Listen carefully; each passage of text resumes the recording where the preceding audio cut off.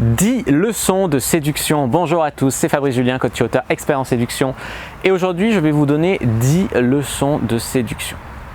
La première leçon dont je voudrais vous parler, c'est que 5% des gens sont vraiment des innovateurs dans la vie. Et 95% des gens sont vraiment que des suiveurs. Et si vous êtes sur cette chaîne en train d'essayer de réveiller le mal alpha qui est en vous, c'est probablement que vous faites partie de ces 5% de personnes qui sont capables de changer les choses, qui sont capables d'innover, de sortir du lot, de penser par elles-mêmes. Et c'est vraiment ce que je vous souhaite, les amis. C'est de rejoindre ce côté-là et de ne pas vous laisser conditionner par la masse des critiques, des mecs qui vont vous dire « ouais, tu vas apprendre la séduction, mais ça marche pas, des conneries, machin ». C'est vraiment les craintes des hommes qui vont s'exprimer là. La crainte, eux, d'aller aborder une femme, ils vont vous empêcher, vous, d'aller aborder en disant que c'est des conneries, que machin, que ça marche pas. Laissez les gens qui ne veulent pas s'améliorer à leur niveau, peut-être qu'un jour ils voudront s'améliorer, ils se tourneront vers vous quand ils verront que vous avez des résultats, mais ne vous prenez pas la tête avec les critiques, les mecs comme ça, c'est vraiment assez relou quoi.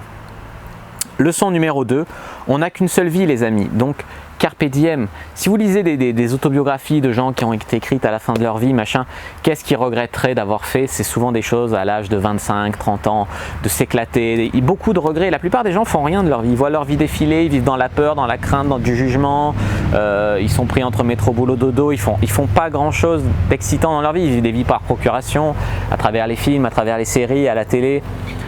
Et voilà, et quand toi tu es quelqu'un qui vit ta vie à fond, qui couche avec des filles, qui séduit, qui s'amuse, qui profite de sa jeunesse, hein. Je dis pas qu'après je vais pas fonder une famille et tout, mais voilà, ils vont te juger, machin. Non, la plupart des gens vont regretter plus tard. Moi, ce que j'aime bien faire, c'est me faire des bons souvenirs sur mon disque dur mental pour mes vieux jours, condition que j'ai pas Alzheimer, bien sûr, mais voilà, c'est des trucs, voilà, il y a un moment, on est dans le moment présent, carpe diem, je veux dire, c'est maintenant qu'on est jeune, faut s'amuser, faut s'éclater.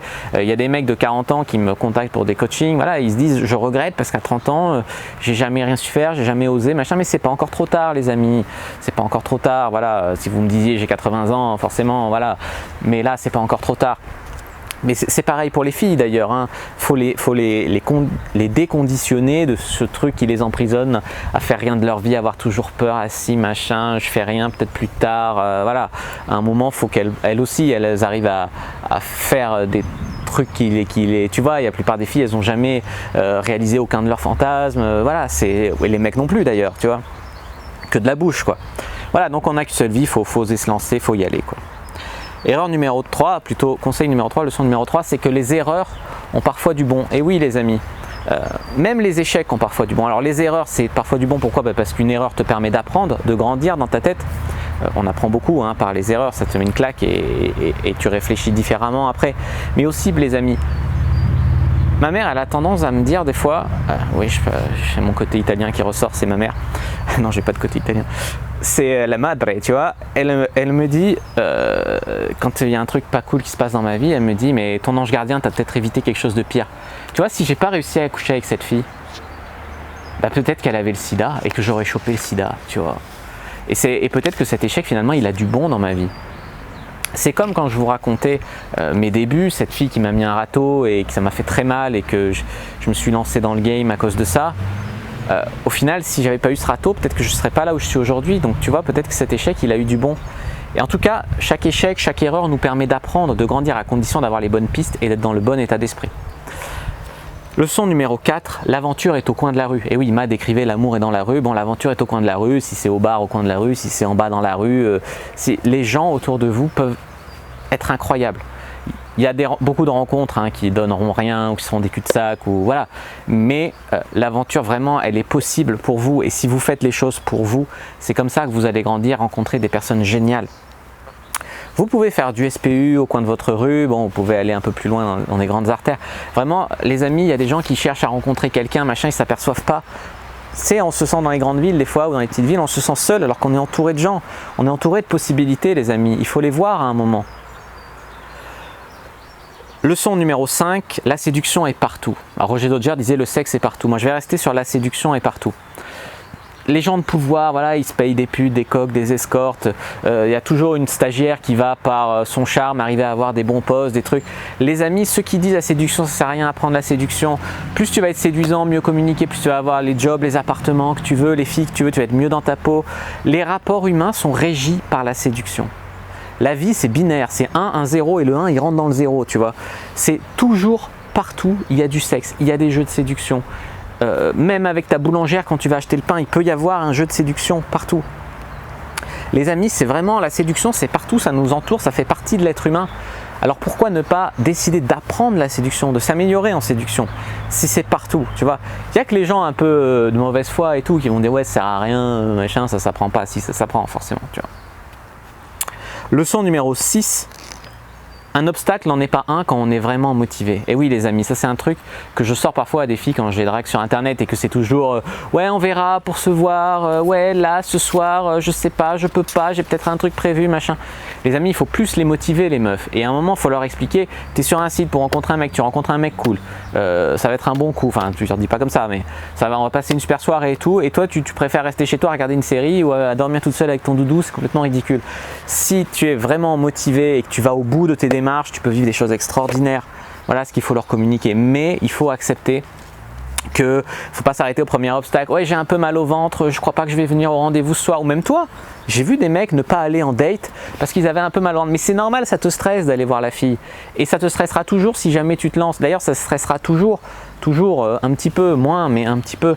Parce que les amis, il y a toujours une petite forme de pression, mais c'est un peu l'adrénaline qui nous fait rire. Il y en a, ils font des activités casse-cou et tout pour avoir cette adrénaline. Nous, on peut l'avoir en drague de rue, en rencard, en tenter des trucs pour coucher rapidement avec des filles et tout. On peut avoir cette forme d'adrénaline. Les amis, c'est extraordinaire. Pourquoi se priver de ça? Donc voilà, tous ces obstacles, la plupart des gens vivent dans une prison imaginaire dans leur tête. Donc c'est pourquoi ça ne serait pas possible. Pourquoi pas? Il faut se donner les moyens d'avoir ce qu'on veut aussi dans la vie. Numéro 7, et leçon numéro 7, ça c'est un truc que j'ai appris aussi, désolé pour le petit blocage, c'est un truc que j'ai appris aussi dans ma vie, c'est voilà, il faut éviter les drogues et l'alcool dans son game, vaut mieux. Pourquoi? Je vous explique rapidement. Bon déjà ça nique le foie, ça nique la santé, le lendemain tu as du mal à t'en remettre, bon sauf si tu es super jeune, mais bon c'est quand même pas forcément une raison. La plupart des gens qui prennent des drogues ou qui se réfugient dans l'alcool, c'est des gens qui ont besoin de fuir leur réalité, de fuir quelque chose. Du moment que tu es bien dans ta vie, que tu es bien dans ta peau, que tu arrives par le développement personnel à avoir un certain équilibre, tu n'as plus besoin de boire, tu n'as plus besoin de te réfugier dans la drogue, tu n'as plus besoin de fuir la réalité, tout ça. Vous allez dire ouais c'est amusant, non c'est pas amusant, tu te niques le corps, tout ça c'est du poison les amis. Pourquoi l'alcool va te niquer la santé et surtout pourquoi l'alcool ne va pas t'aider dans le game? Imagine tu es bourré le soir à 6 h du matin grâce à 10 verres d'alcool, tu as réussi à trouver le courage d'aborder une fille. Tu vas faire une levrette merdique, tu vas peut-être même pas bander à cause de l'alcool les amis. Donc c'est un gros problème ça. L'expérience montre qu'au début, ouais, boire un verre ou deux, ça peut t'aider à te désinhiber. Je dis pas, hein, boire un verre ou deux en rencard, en truc, pourquoi pas. Mais se bourrer la gueule, se droguer, etc. Toutes ces formes de poison qui te détruisent finalement et qui font marcher notre société. Parce que notre société, elle est ultra anxiogène. Donc les gens ont vraiment de plus en plus besoin de ça. Mais c'est mauvais signe les amis. Donc essayez quand même de vous en sortir. Voilà, une fois que vous avez vos premiers résultats, en buvant un petit peu, essayez de diminuer, voire d'arrêter. Maintenant, je peux sortir en soirée sans alcool. Non, je ne suis pas en phase avec les gens qui sortent, qui se bourrent la gueule et tout, tu vois. Mais je suis capable de le faire, d'aborder sans alcool, d'aborder sans, tu vois, sans rien. Voilà, c'est ça le but, je pense, beaucoup plus sain à avoir dans la vie. En plus, l'alcool, ça fait grossir, c'est du sucre hyper caché, c'est hyper mauvais pour la santé, tu vois ce que je veux te dire. Leçon numéro 8, il faut vraiment attendre 3 mois avant de dire je t'aime à une fille, au moins 2-3 mois. Pourquoi? Parce que c'est un peu la période probatoire pendant laquelle tu vas découvrir tous les vices cachés un peu d'une femme.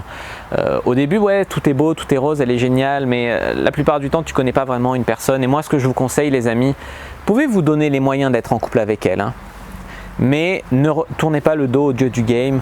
N'arrêtez pas votre travail de développement personnel pour une fille dont vous ne savez pas grand chose. Il y a des mecs, ça y est, ils sont allés à un rendez-vous avec une fille, ils s'imaginent qu'ils sont en couple, que c'est la femme de leur vie, ou à peine ils l'ont embrassée, ça y est, non les amis, restez sur terre.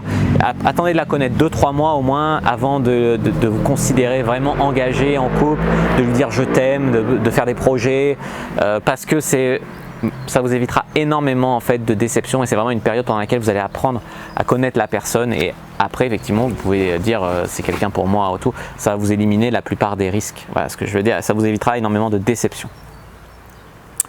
Leçon numéro 9 les amis, si pas d'amour, il y a de l'espoir. Ce que je veux dire par là, c'est que s'il y a une fille qui commence à vous coller, à être amoureuse de vous et que c'est pas réciproque et que vous trouvez qu'elle vous colle trop et tout, c'est très cruel de lui laisser de l'espoir.